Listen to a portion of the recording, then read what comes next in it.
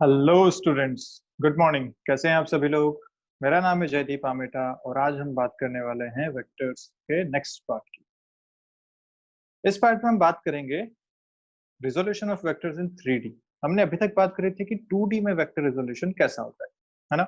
2D में हमने क्या बोला था कि एक वेक्टर अगर है तो हम दो परपेंडिकुलर वेक्टर्स में उसको बांट सकते थे। कैसे होता था? जिस वेक्टर के साथ वो एंगल थीटा बनाता था उसे लिखते थे कॉस थीटा कंपोनेंट्स, दूसरा होता था साइन थीटा कंपोनेंट। रिमेंबर ये सारी बातें। यहीं पे ऐसे ही अगर 3D में मैं इसको कन्वर्ट करना हूँ, एक वेक्टर के तीन म्यूचुअली परपेंडिकुलर हमें वेक्टर्स बनाने हो, तो जैसे यहाँ पे एक वेक्टर दे रखा है ए और X Y Z coordinate system के साथ, देखिए एक्स एक्स के साथ अल्फा एंगल है, वाई के साथ बीटा एंगल है और जेड के साथ गामा एंगल। तो हमने क्या बात करी थी? कोई भी वेक्टर जिस एक्सिस के साथ एंगल बनाता है वहां cos थीटा कंपोनेंट आता है ना। तो अगर मुझे यहाँ पे x की तरफ अगर इसका कंपोनेंट लिखना है विच इज ए एक्स, तो मैं ए एक्स को क्या लिख सकता हूँ? ए cos अल्फा। रिमेंबर, है ना, जिसके साथ एंगल उसके साथ cos वाला, तो ए एक्स हो जाएगा ए cos अल्फा। ऐसे ही अगर y के साथ लिखना है तो y के साथ एंगल कितना है? बीटा, तो मैं ए वाई को क्या लिख सकता हूँ? ए cos बीटा। ऐसे ए जेड को क्या लिख सकता हूँ? ए cos गामा। क्लियर है बात? तो ये होता है 3D में इसका रिजोल्यूशन। वैसा ही हिसाब है, कोई खास बात नहीं, जिधर एंगल उधर cos थीटा। ठीक है। अब यहाँ इन तीनों को मिला के एक खास बात ये आती है कि देखो, अगर मैं तीनों को लिखूं इस तरीके से, डायरेक्शन कोसाइंस की अगर बात करें, तो डायरेक्शन कोसाइन में क्या लिखूंगा मैंने क्या बोला था कि किसी भी वेक्टर को हम लिखा सकते हैं, तो ए एक्स अगर लिखूंगा तो लिखूंगा ए कॉस अल्फा, और इसकी डायरेक्शन क्या है? इसकी डायरेक्शन एक्स की तरफ है ना, एक्स की तरफ क्या लिखते थे? आई कैप। रिमेंबर, तो ये हो गया ए एक्स वेक्टर। ऐसे ही ए वाई वेक्टर अगर मैं लिखूं तो ए वाई वेक्टर को क्या लिखूंगा? ए कॉस बीटा जे कैप। और ऐसे ए जेड को अगर लिखूं तो क्या लिखूंगा? ए कॉस गामा के कैप। क्लियर है बात? ये हमारे हो जाएंगे तीनों वेक्टर्स। अब डायरेक्शन कोसाइन क्या कहता है कि अगर मैं इन तीनों वेक्टर्स को ऐड करूं, भाई अपने को पता ही है कि कंपोनेंट्स मतलब क्या होता है कि ये तीनों वेक्टर मिलके फिर से ए वेक्टर बना देने चाहिए, उसी को तो कंपोनेंट बोला था। तो ये तीनों वेक्टर मिलके फिर से ए वेक्टर बनाएगा। ओके, अगर ऐसा है तो क्या दोनों तरफ का मैग्नीट्यूड भी इक्वल होना चाहिए? बिल्कुल सही बात है। दोनों तरफ का मैग्नीट्यूड कैसे इक्वल करें? तो देखो ध्यान से, इधर मैं लिखूंगा ए, यहाँ का मैग्नीट्यूड हो गया। ठीक है। अब एक बहुत इंपॉर्टेंट बात अपन यहाँ सीखने वाले हैं कि ये जो इधर वाला पूरा वेक्टर है इसको मैं क्या लिख सकता हूँ? ए कॉस अल्फा आई कैप प्लस ए कॉस बीटा जे कैप प्लस ए कॉस गामा के कैप। ये इधर वाला पूरा वेक्टर हो जाएगा ना, तीनों के वैल्यूज रख दी, ऐसा पूरा एक वेक्टर बन गया। अब मैग्नीट्यूड की अगर बात करें तो ए वेक्टर का मैग्नीट्यूड हो गया ए, इधर से मैं ए को कॉमन ले लेता हूँ। अब मुझे मैग्नीट्यूड किसका लिखना है? तो देखो, कॉस अल्फा आई कैप प्लस कॉस बीटा जे कैप प्लस कॉस गामा के कैप, इसका मुझे मैग्नीट्यूड लिखना है। याद करो कि दो म्यूचुअली परपेंडिकुलर अगर वेक्टर थे, है ना, जब हमने एडिशन ऑफ वेक्टर्स पढ़ा था तो हमने क्या बोला था कि जब दो परपेंडिकुलर वेक्टर्स होते हैं ए और बी, तो उनका मैग्नीट्यूड कैसे लिखा जाता था? Root over A square plus B square, क्योंकि cos थीटा cos 90 वहां हो जाता था जीरो। तो जो 2ab cos थीटा वाली टर्म आती थी वो जीरो हो जाएगी, बचेगा खाली root over A square plus B square. अब यहाँ पे तीन म्यूचुअली परपेंडिकुलर वेक्टर्स हैं, आई जे के, तीनों आपस में परपेंडिकुलर होते हैं। तो यहाँ अगर मुझे इसका समेशन लिखना है या इनका रिजल्टेंट लिखना है तो मैं लिखूंगा root over A square plus B square plus C square. And this is the most important part, ये हम हर जगह यूज करने वाले हैं। तो इसको अगर मैं लिखता हूँ ए इक्वल टू ए, अंदर जो मैग्नीट्यूड हो जाएगा वो जाएगा cos square alpha A square plus B square plus C square plus cos square beta plus cos square gamma, और इसका आ जाएगा रूट। रूट क्यों है? क्योंकि रूट में लिखते थे root over A square plus B square, ऐसे ही root over A square plus B square plus C square. ठीक है। देखिए ए से ए कैंसिल हो गया, इधर आपके पास बच रहा है रूट में ये पूरी टर्म। ए से ए कैंसिल मतलब वन बचा, दोनों तरफ स्क्वायर करेंगे तो फाइनली आपको क्या बनता है? Cos square alpha plus cos square beta plus cos square gamma equal to, ये एक रिलेशन आता है इन डायरेक्शंस का। डायरेक्शन कौन कौन सी जो कंपोनेंट्स थे इनका एक रिलेशन ये बनता है, और इसी कहते हैं direction cosine of vector. Cosine मतलब कॉस जो कंपोनेंट्स बन रहे हैं वो। तो ये रिलेशन कई बार यूज भी होता है, कई बार डायरेक्ट पूछ भी लिया जाता है क्वेश्चंस में, तो हमें ध्यान होना चाहिए। ठीक है, तो अभी तक अपने को सारी बातें क्लियर हैं कि एक कंपोनेंट का अगर 2D में वेक्टर लेना है, 2D में सॉरी एक वेक्टर के अगर 2D में कंपोनेंट लेने हैं तो हम क्या करते हैं, ए कॉस थीटा ए साइन थीटा, थीटा वाला वो एंगल जो कॉस थीटा कंपोनेंट के साथ बनता है। अगर 3D में लेना है तो A cos theta A cos beta A cos gamma, इस तरीके से कर सकते हैं। तीनों के वेक्टर्स कैसे हो जाएंगे, तीनों के एंगल के हिसाब से हो जाएंगे। ठीक है, तो अपन आते हैं नेक्स्ट पॉइंट पे कि अगर एक वेक्टर इस तरीके से रिप्रेजेंट किया हुआ है जैसा अभी हमने ऊपर किया था, तो इसका मैग्नीट्यूड लिखना जो होता है वो होता है तीनों का स्क्वायर का रूट सम का। ठीक है, A Y square plus A Z square, this is the most important part. Clear है, याद होना चाहिए आपको एज इट इज।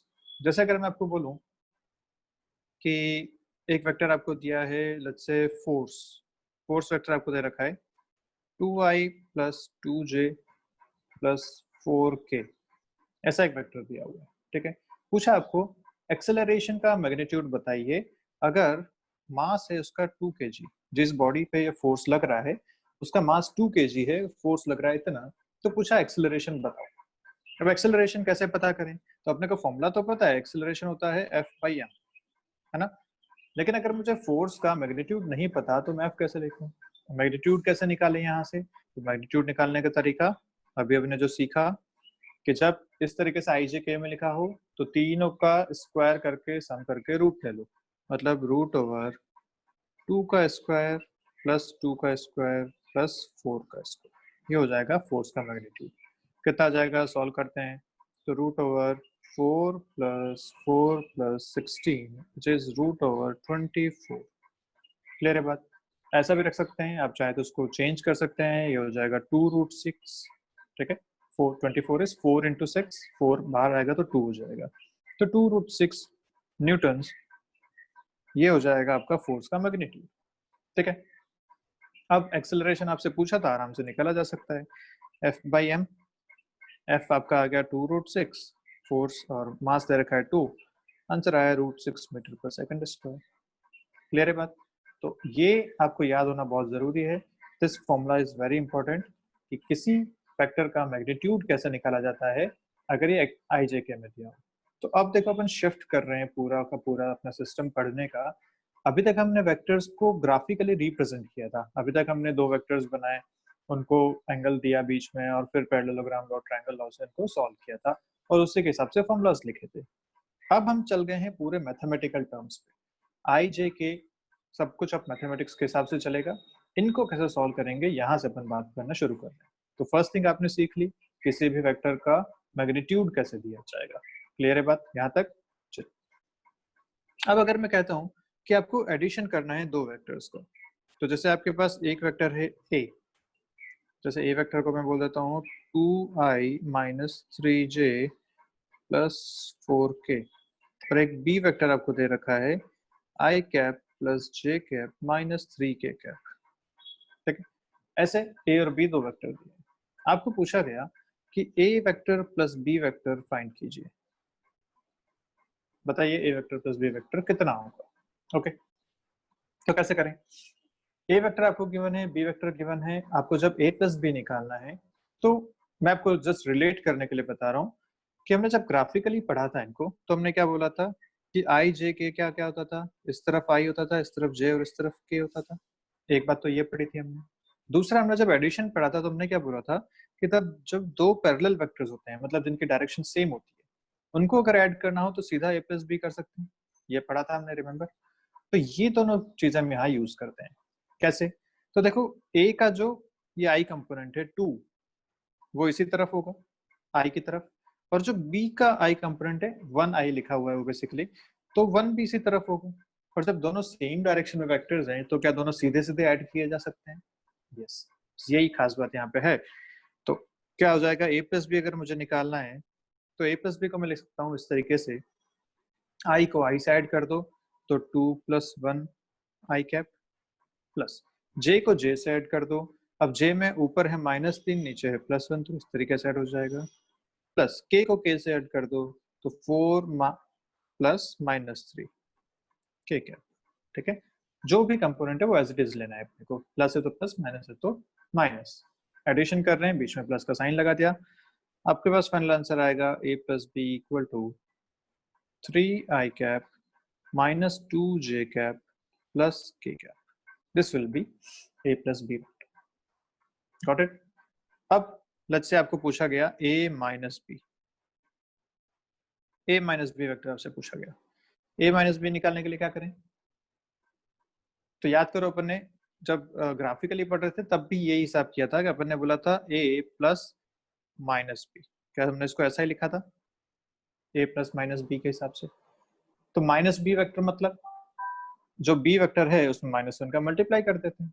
तो अब माइनस बी वेक्टर कैसा हो जाएगा? -1 into B vector, this is minus B. B vector आपको गिवन है, उसमें एक -1 का मल्टीप्लाई करना है तो साइन चेंज हो जाएंगे बस। तो माइनस बी वेक्टर आपको जो मिलेगा वो क्या मिलेगा? माइनस आई कैप माइनस जे कैप प्लस 3k कैप, ये हो गया माइनस बी।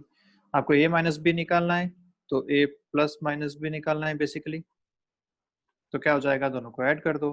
a है आपके पास ये 2i minus 3j plus 4k, और माइनस बी आपने ये लिखा है अभी।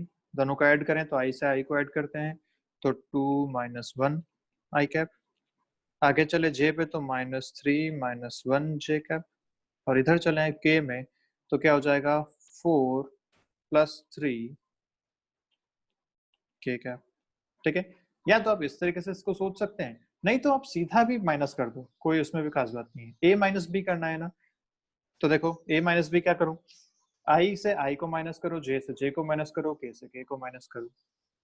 तो अगर हम ऐसा पूरा प्रोसेस ना करके, ये पूरा प्रोसेस ना करके हम सीधा माइनस करते हैं, तो मैं लिखता हूँ a माइनस बी। i से i को माइनस करना है तो यहाँ देखो 2 माइनस 1 करूंगा, i 2 माइनस 1 i। अच्छा j में देखो तो -3 है ऑलरेडी, और नीचे -1 हो जाएगा j। k में अगर बात करें तो 4 और नीचे ऑलरेडी -3 है तो ऐसा हो जाएगा k। ठीक है, ध्यान से देखो तो सेम चीज वापस बन रही है, I cap minus 4j cap plus 7k cap.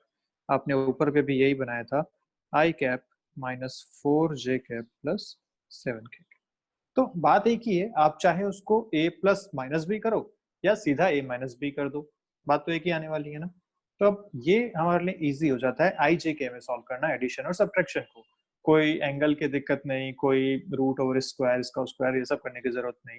सीधा सीधा आई को आई से ऐड करो, जे को जे से, के को के से, या सब्ट्रैक्ट करना है तो जैसा भी दिया उसमें सब्ट्रैक्ट कर दो, पर सेम में से सब्ट्रैक्ट करना है या सेम में ऐड करना है, बस इतना ज्यादा बात ध्यान रखनी है। ठीक है, चलिए एक और क्वेश्चन करते हैं इसी पे बेस्ड। आपको बोला कि अगर ए वेक्टर आपको दिया है लेट्स से आई प्लस जे, और बी वेक्टर आपको दिया है 2i प्लस जे माइनस के, ऐसा आपको दिया है बी वेक्टर। आपको बोला गया कि बताइए ए प्लस बी कितना होगा, ए माइनस बी कितना होगा, ए माइनस 2b कितना होगा, या 2a प्लस बी कितना होगा। ठीक है, आपसे 4 क्वेश्चन पूछे गए हैं, तो आप वीडियो पॉज करेंगे अभी और तुरंत सॉल्व करेंगे।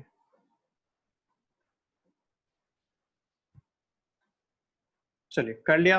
अब देखिए इधर जल्दी से, a प्लस बी अगर बोले तो क्या करना था, i को i से ऐड करो, j को j से और k को k से। अब ऊपर वाले में k तो है नहीं तो कुछ नहीं है, तो 0k है, जब नहीं है k तो 0k है। तो इस तरीके से अपने को तीनों कंपोनेंट्स मिल गए। फर्स्ट अगर सॉल्व करें a प्लस बी तो क्या लिखूंगा, i को i से तो 1 प्लस 2 हो गया 3i, j को j से तो 1 प्लस 1 हो गया 2j, और k को k से तो 0 और -1 तो हो गया -1 k कैप। तो ये आपका फाइनल आंसर आ गया a प्लस बी का। अच्छा आपको a माइनस बी अगर निकालना था तो a माइनस बी करना है, a में i का कंपोनेंट है 1 और b में i का कंपोनेंट है 2, तो मैं लिखूंगा 1 माइनस 2 आई कैप प्लस। अब j की अगर बात करें तो ऊपर भी 1 नीचे भी 1 j कैप प्लस। k की अगर बात करें तो ऊपर 0 नीचे है -1। देखिए यहाँ ध्यान रखिएगा, हमेशा जब भी माइनस आता है ना तो जो कंपोनेंट है उसको एज इट इज लेना है, तो बीच में माइनस ये वाला किस लिए है, क्योंकि सब्ट्रैक्ट कर रहे हैं, और ये -1 किस लिए, क्योंकि ये ऑलरेडी कंपोनेंट में -1 है इस वजह से। ठीक है, तो यहाँ गलती मत करना। ठीक है, फाइनल आंसर आपके पास आ जाएगा -i cap plus 0 j cap plus 1 k cap. ठीक है, ये आपका आंसर आ गया। ऐसे अगर थर्ड आपसे पूछा गया a माइनस 2b, तो 2b मतलब क्या, जो b वेक्टर है उसमें 2 का मल्टीप्लाई कर दें, उसके बाद a में से सब्ट्रैक्ट कर दें। तो पहले तो मैं 2b लिख लेता हूँ, तो 2b वेक्टर यहाँ के लिखूं तो कितना लिखूंगा, 4i plus 2j minus 2k, ये हो गया 2b वेक्टर। और आपको करना है a माइनस 2b, तो ये रहा a, ये रहा 2b, सब्ट्रैक्ट करो। तो a में है i का कंपोनेंट 1, 2b में है 4, तो मैं लिखूंगा इसको 1 minus 4i cap, plus j में देखो तो a में है 1, 2b में है 2, तो माइनस 2j कैप, प्लस अगर k का कंपोनेंट देखें तो a में है 0, 2b में है -2, तो ये हो जाएगा ऐसा k कैप। फाइनल आंसर क्या आ रहा है, तो -3i minus j plus 2k। आसान है। ऐसे अगर आपसे पूछा गया लास्ट वाला 2a प्लस b, तो 2a लिख लेते हैं पहले। 2a क्या लिखूंगा, तो a में 2 का मल्टीप्लाई कर दो, 2i plus 2j plus 0k, 0 में 2 मल्टीप्लाई करोगे 0 ही आएगा। अब आपको 2a प्लस b करना है, तो ये रहा 2a, ये रहा b, दोनों को ऐड कर दीजिए। तो फोर्थ अगर सॉल्व करें 2a प्लस b वाला, तो क्या करेंगे, 2a में i का कंपोनेंट देखो तो 2, b में देखो तो 2 i कैप, j का कंपोनेंट देखो तो 2 प्लस 1 j कैप, k का कंपोनेंट देखो तो 0, और इधर है -1, तो प्लस -1 k कैप। ऐसा क्या आएगा फाइनल आंसर, तो 4i cap plus 3j cap minus k cap, this will be your final answer. तो आई कैसे अब आपको ये सारी चीजें सॉल्व करना आ गया है कि आपको 2 वेक्टर्स अगर या 3 वेक्टर्स भी दे रखे हैं तब भी सेम तरीके का आपको करना पड़ेगा। ठीक है, अब देखो क्वेश्चन आपसे इसमें क्या पूछते हैं, बहुत आसान सा क्वेश्चन। क्वेश्चन कहते हैं कि 3 फोर्सेस F1 आपको दे रखा है 3i plus 2j minus k cap, F2 आपको दे रखा है 3i plus 4j minus 5k, और F3 आपको दे रखा है a times i plus j minus k। ठीक है, ये आपको 3 फोर्सेस दे रखे हैं। बोला गया कि ये तीनों फोर्सेस एक पार्टिकल पे साइमल्टेनियसली एक्ट कर रहे हैं, एक साथ एक्ट कर रहे हैं, और अगर इन तीनों फोर्सेस की वजह से वो पार्टिकल इक्विलिब्रियम में है, तो देखो ये नई टर्म आपके लिए आ रही है इक्विलिब्रियम। फिलहाल हम इसको बस ऐसा समझ लेते हैं कि इक्विलिब्रियम मतलब जहां पे एफ नेट 0 हो जाए, या टोटल जो फोर्स है वो 0 हो जाए, उसको बोलते हैं इक्विलिब्रियम कंडीशन। अभी के लिए आप बस ये याद रख लीजिए। तो अगर एफ नेट 0 करना है, मतलब तीनों फोर्सेस का जो सम है वो 0 करना है, F1 plus F2 plus F3 equal to 0। ये कंडीशन इसने दे रखी है कि पार्टिकल इक्विलिब्रियम में है, मतलब तीनों फोर्सेस का सम 0 है। तो पूछा गया अगर ऐसा है तो बताओ A की वैल्यू कितनी होनी चाहिए। ठीक है, द वैल्यू ऑफ A आपसे पूछा गया, जल्दी सॉल्व करो, बताओ। ऑप्शन में दे देता हूँ आपको, आप सॉल्व कीजिए तब तक।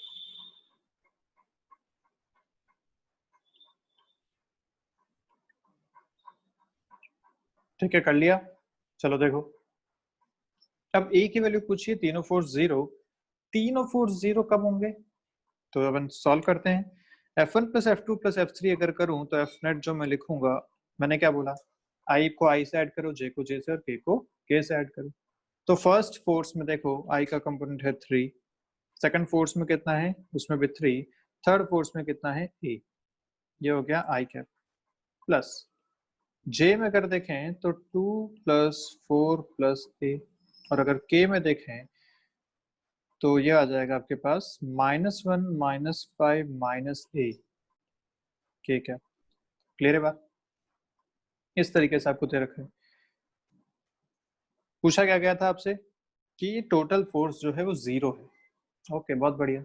अब एक बात मुझे तुम बताओ कि अगर कोई वेक्टर 0 है, एफ नेट मतलब जो रिजल्टेंट वेक्टर है वो 0 है, कोई वेक्टर अगर 0 है तो क्या उसके तीनों कंपोनेंट 0 होने चाहिए? बिल्कुल होने चाहिए भाई। अगर कोई भी एक कंपोनेंट रह गया तो कंपोनेंट मतलब वेक्टर ही तो था, तो कोई भी कंपोनेंट बचना नहीं चाहिए ना रिजल्टेंट का। हर कंपोनेंट कितना होना चाहिए? 0। तो इसका मतलब आई की तरफ भी टोटल 0 होना चाहिए, जे की तरफ भी टोटल 0 होना चाहिए और के की तरफ भी टोटल 0 होना चाहिए। ठीक है, अब यहाँ सॉल्व करो जल्दी से इसको। तो अगर ये कहता है कि आई वाला कंपोनेंट टोटल 0 होना चाहिए, मतलब 6 प्लस ए शुड बी 0 या ए इक्वल टू -6। अब क्या हर जगह ए की वैल्यू यही मिलनी चाहिए? बिल्कुल मिलनी चाहिए। तो चेक कर लेते हैं आगे। तो देखो again 6 plus A equal to 0, A equal to -6। यहाँ भी देखो तो -6 माइनस ए इक्वल टू 0 या ए इक्वल टू -6। हर जगह से अपने को आंसर सेम ही मिला और मिलना भी चाहिए था। तो आपका फाइनल आंसर हो जाएगा -6। तो इसका मतलब ये भी है कि आपसे क्वेश्चन ऐसा ना पूछ के ऐसा भी पूछ सकते थे कि अगर F3 equal to A I cap plus B J cap plus C K cap अगर है तो ए बी सी की वैल्यूज बताइए। तब आपके पास इक्वेशंस क्या बनती?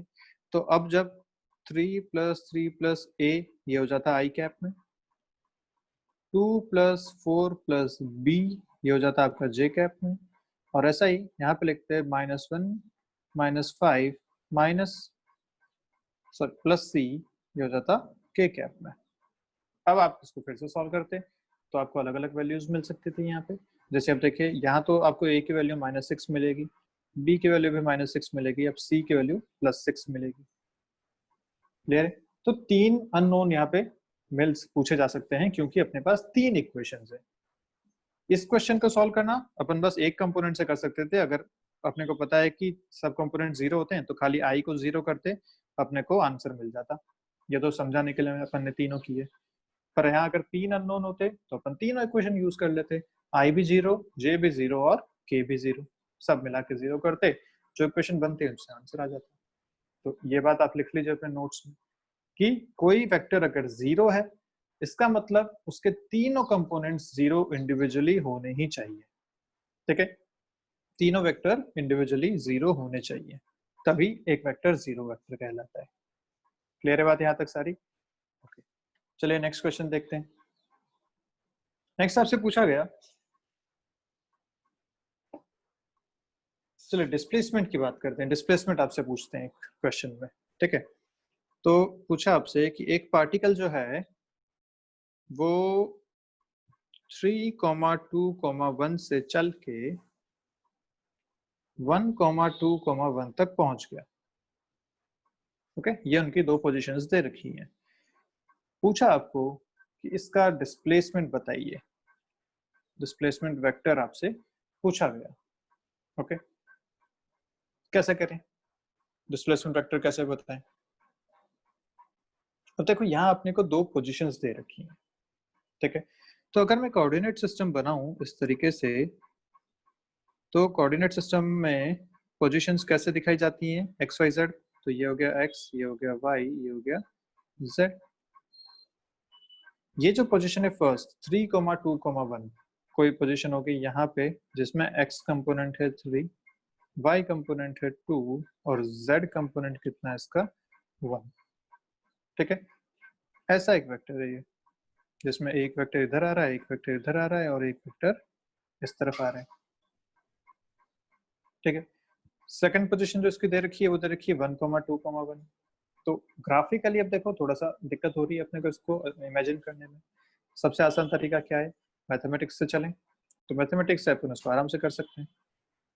तो देखो मैं फर्स्ट वेक्टर को क्या लिखूं, तो ध्यान रखो जो पोजीशन आपको दे रखी है 3,2,1, ये है क्या? कोऑर्डिनेट्स हैं। किसके रेस्पेक्ट में? ओरिजिन से अपन बात करते हैं, ओरिजिन 0 0 0 होता है तो 3 2 1 उसके हिसाब से देखते हैं। मतलब ये एक्स में कहाँ पे है? अभी एक्स में ये 3 पे है, वाई में कहाँ है? 2 पे, और जेड में कहाँ है? 1 पे। तो इसको मैं अगर लिखूं ऐसा इस वेक्टर को, तो R initial vector, initial position vector क्या लिखूंगा? 3i cap plus 2j cap plus 1 k cap. This is initial position vector. ऐसे अगर फाइनल पोजीशन वेक्टर मुझे लिखना है आर फाइनल, तो क्या लिखूंगा? 1i cap plus 2j cap plus 1 k cap. अब आपके पास आराम से दो पोजीशन वेक्टर्स आ चुके हैं, आप डिस्प्लेसमेंट वेक्टर निकाल सकते हो। अपन ने बात करी थी डिस्प्लेसमेंट क्या होता है, चेंज इन पोजीशन। तो चेंज इन पोजीशन मतलब R final minus R initial, ये हो जाएगा आपका डिस्प्लेसमेंट वेक्टर। कर दो। अभी अपन ने सीखा है सब्ट्रैक्ट कैसे करते हैं, आई में से आई को सब्ट्रैक्ट करते हैं, जे में से जे को और के में से के को। फाइनल माइनस इनिशियल करना है तो फाइनल में आई का कंपोनेंट अगर देखें तो 1 है और इधर 3 है। ऐसे जे का कंपोनेंट अगर देखें उधर तो 2 है, इधर भी 2 है। और अगर के का कंपोनेंट देखें तो उधर 1 है और इधर भी 1 है। तो इसका देखो डिस्प्लेसमेंट कितना आया, क्या सिर्फ आया -2i कैप, क्योंकि आगे वाले दोनों तो जीरो हो गए, 0 जे कैप 0 के कैप। तो ये आपका आ गया डिस्प्लेसमेंट -2i कैप। मतलब ये किधर चला, एक्स एक्सिस पे चला, वो भी उल्टी डायरेक्शन में, नेगेटिव एक्स की तरफ। ठीक है, -2i इसका डिस्प्लेसमेंट हो गया। अब यहीं आपसे और भी क्वेश्चन पूछ सकते थे, जैसे चलिए वो अपन आगे मोशन इन 1D में बात करेंगे, लेकिन क्या पूछा जा सकता है कि अगर डिस्प्लेसमेंट पूछ लिया पता चल गया तो आपको टाइम दे देते कि लेट्स से इसको यहाँ से यहाँ तक आने में 10 सेकंड लगे, तो बताओ उसकी वेलोसिटी कितनी थी। तो क्या displacement by time is velocity, तो आप 2/10 करते 1/5 आपकी वेलोसिटी भी आ जाती। तो ये सारे क्वेश्चन आगे लिंक हो सकते हैं उससे। तो कुल मिला के आपको ये बात समझ में आनी चाहिए कि अगर इस तरीके से पोजीशन दे रखी है तो आप उसको वेक्टर फॉर्म में कैसे लिखेंगे। ठीक है, ओके। इसी से रिलेटेड एक क्वेश्चन और करते हैं।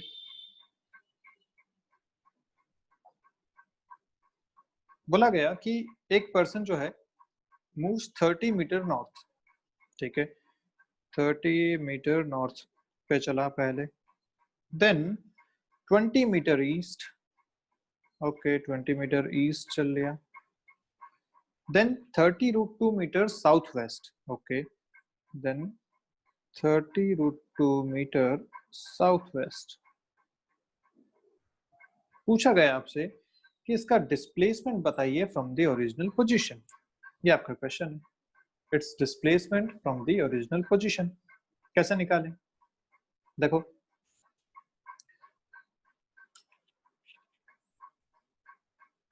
ये मैंने मान लिया इसकी ओरिजिनल पोजीशन है, यहाँ से चलना शुरू हुआ था, यहाँ से पहले चला नॉर्थ की तरफ, तो पहले इधर चला, ठीक है, कितना चला 30 मीटर्स चला, ओके, देन ये यहाँ से गया टुवर्ड्स ईस्ट, तो इधर चला, कितना चला 20 मीटर चला, ठीक है, देन यहाँ से चला साउथ वेस्ट में। साउथ वेस्ट क्या है, साउथ और वेस्ट मतलब इस तरफ ऐसे चला होगा ये, साउथ वेस्ट ऐसे, ठीक है, इधर कहीं चला हुआ, कितना 30√2, ओके। अब आपसे पूछा कि इसका इनिशियल जो पोजीशन है वहां से टोटल डिस्प्लेसमेंट बताइए। तो टोटल डिस्प्लेसमेंट कैसे देखें, अब फिर से अपने को ध्यान देना पड़ेगा यहाँ पे कि डिस्प्लेसमेंट क्या होता है, final position minus initial position. तो इनिशियल पोजीशन आप मान लो कि ये 0 0 0 थी, यहाँ से चलना शुरू हुआ था, और क्या 2D में ही चल रहा है तो अपन z कंपोनेंट को नेग्लेक्ट भी कर सकते हैं, खाली x और y कंपोनेंट ले लेते हैं। तो 0 से चलना शुरू हुआ, पहले ऊपर गया, फिर इधर आया, फिर इस तरफ आया। अब ये दो चीजें तो अपन आराम से कर पा रहे हैं कि अगर मैं इसको एक्स वाई इस पे जैसे बनाता हूँ, एक्स वाई पे बनाता हूँ मान लो, तो मैं कहूँगा कि ये एक्स है ये वाई है, ये यहाँ से चलना शुरू हुआ था, तो लेट्स से वो शुरू में 30 मीटर चला तो ये यहाँ तक पहुँच गया, तो this point is nothing but 0,30, 0,30 ये पॉइंट हो गया, ठीक है। उसके बाद यहाँ से ईस्ट में गया ये, तो यहाँ से चलता हुआ यहाँ पहुंचा होगा, ये पॉइंट है 20 मीटर्स, तो मतलब ये कोऑर्डिनेट हो जाएगा 20,30, ठीक है, ये बात भी बहुत बढ़िया। अब दिक्कत अपने को आएगी ये 30√2 साउथ वेस्ट में, इसको कैसे लिखें। तो अब यहाँ पे काम आता है अपना कंपोनेंट का तरीका। देखो कंपोनेंट क्या कहता था कि अगर एक वेक्टर ऐसा है और ये साउथ वेस्ट डायरेक्शन है इस तरीके से, साउथ वेस्ट डायरेक्शन यही होती है, तो इसके दो कंपोनेंट्स अगर मैं ले लूँ, एक एक्स और वाई के अलावा, तो मेरा काम हो जाएगा आसानी से। और साउथ वेस्ट मतलब 45 बीच में चल रहा है ये, टोटल 90 डिग्री है ना, तो 45 पे चल रहा है।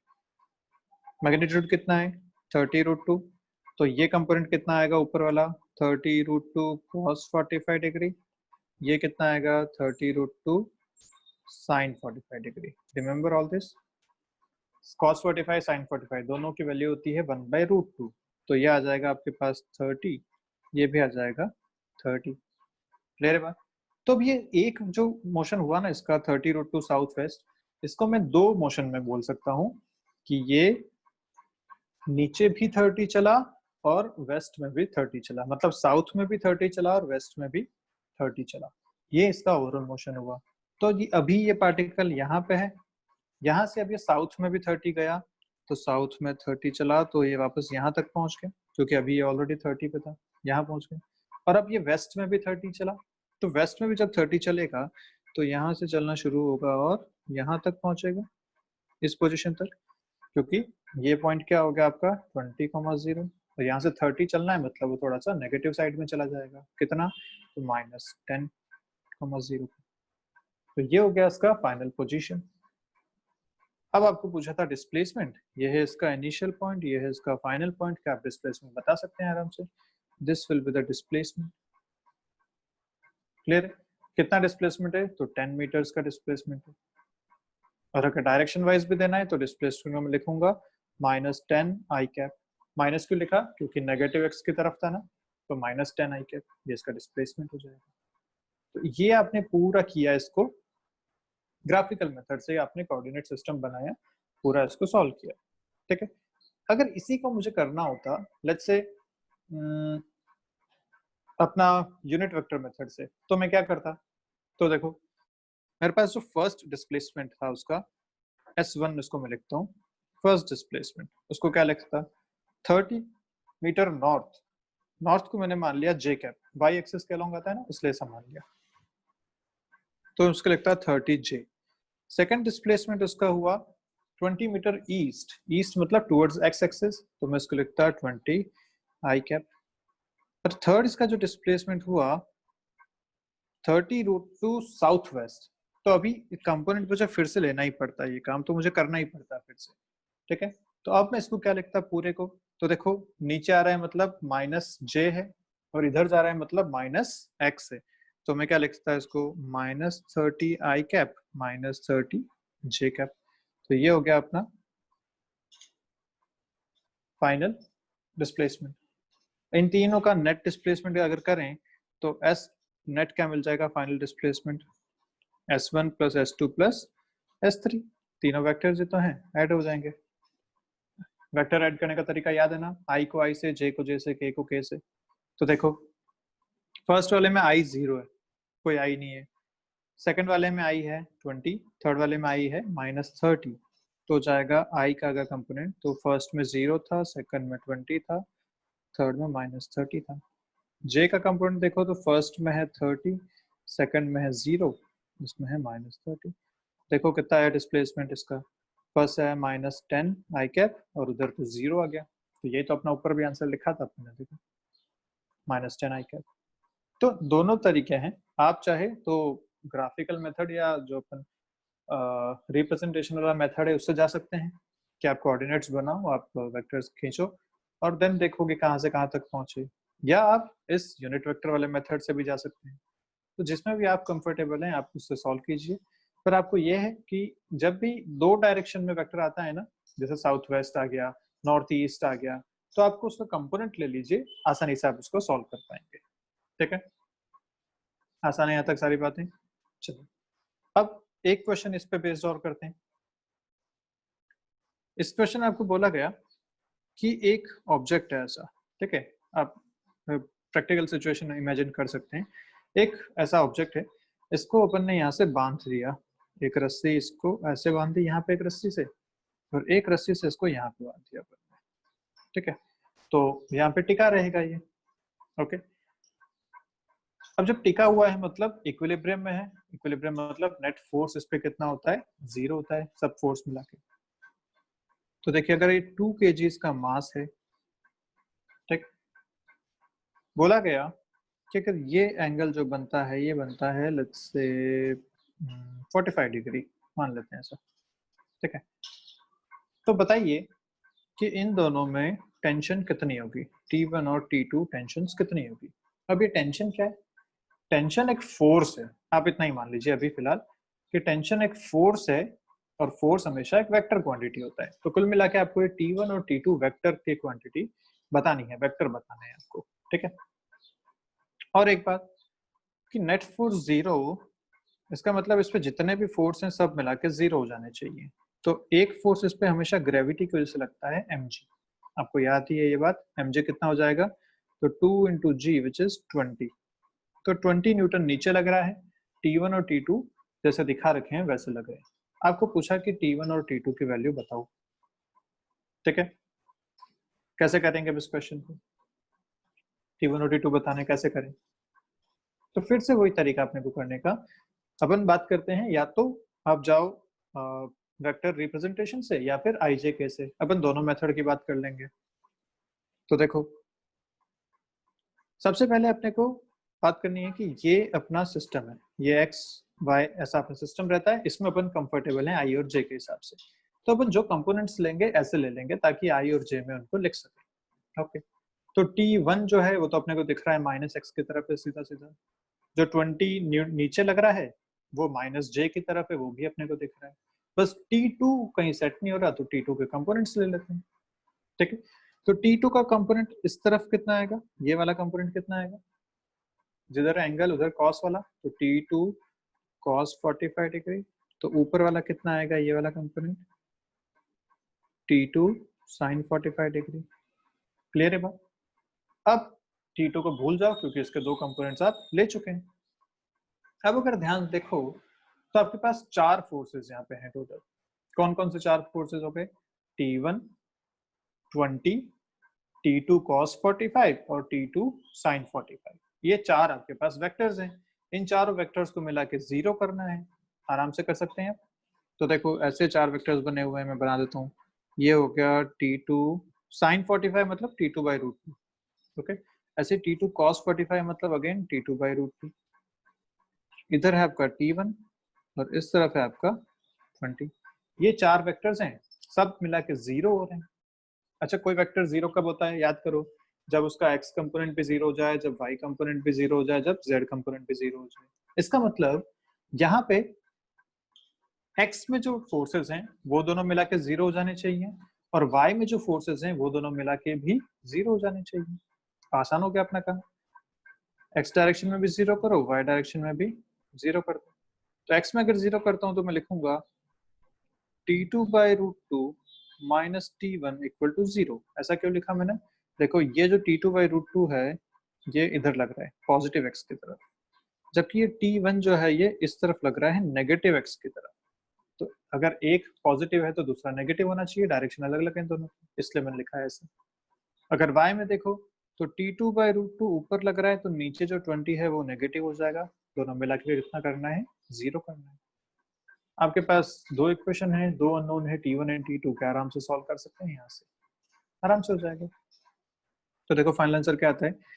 मैं अगर इसको सॉल्व करूं तो इससे लिखूंगा T2 by root 2 equal to 20 या T2 equal to 20 root 2 Newton's. तो T2 आ गया अपने पास। अच्छा, फर्स्ट इक्वेशन यहाँ से देखो, अगर इस इक्वेशन से मैं लिखूं तो क्या लिखूंगा, T2 by root 2 equal to T1, और T2 by रूट 2 कितना है 20, तो T1 कितना आ गया आपके पास 20 न्यूटन्स। तो दोनों आंसर आ गए T1 एंड T2, यही आपको पूछा गया था, और डायरेक्शन तो आपको दे ही रखी है। T1 अगर वेक्टर फॉर्म में लिखना होता तो हम लिखते T1 equal to minus 20 I cap.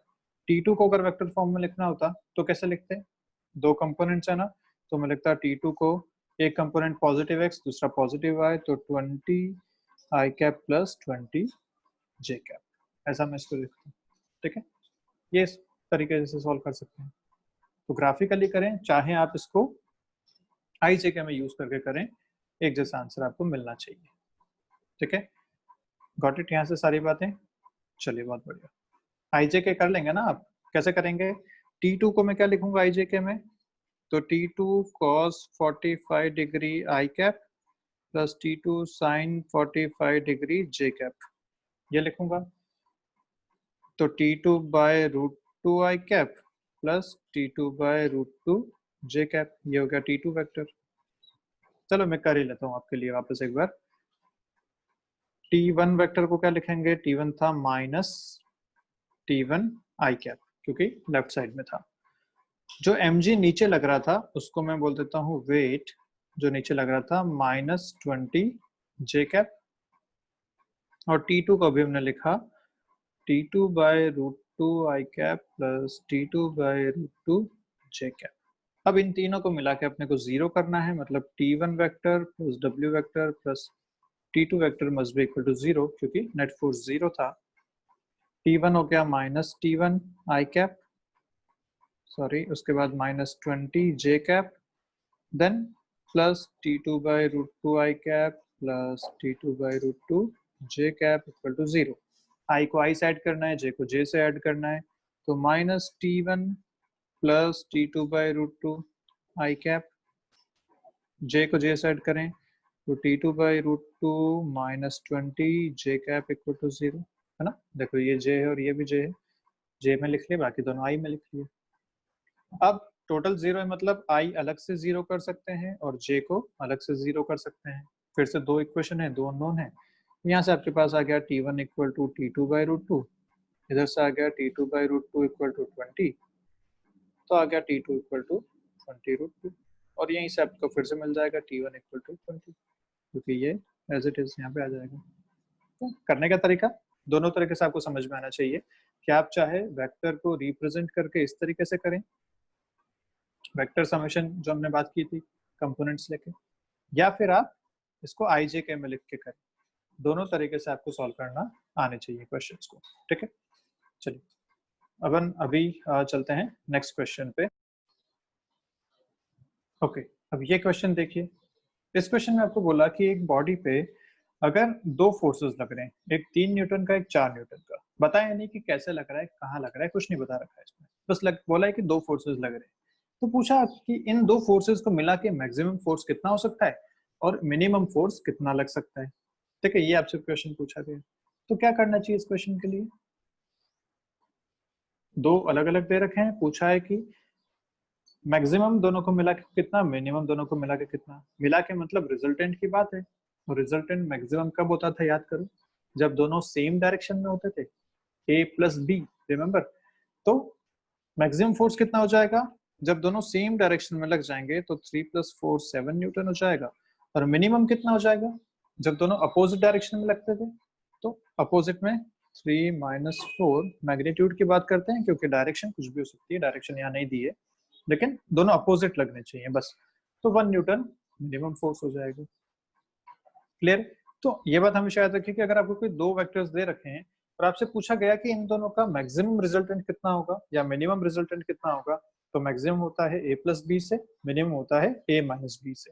ठीक है, तो जैसे आपको पूछते हैं अगर कि आपके पास दो वेक्टर्स हैं जिनका मैग्नीट्यूड है 2 और 5, तो पूछा जाता है इनका रिजल्टेंट किस रेंज में लाई करेगा।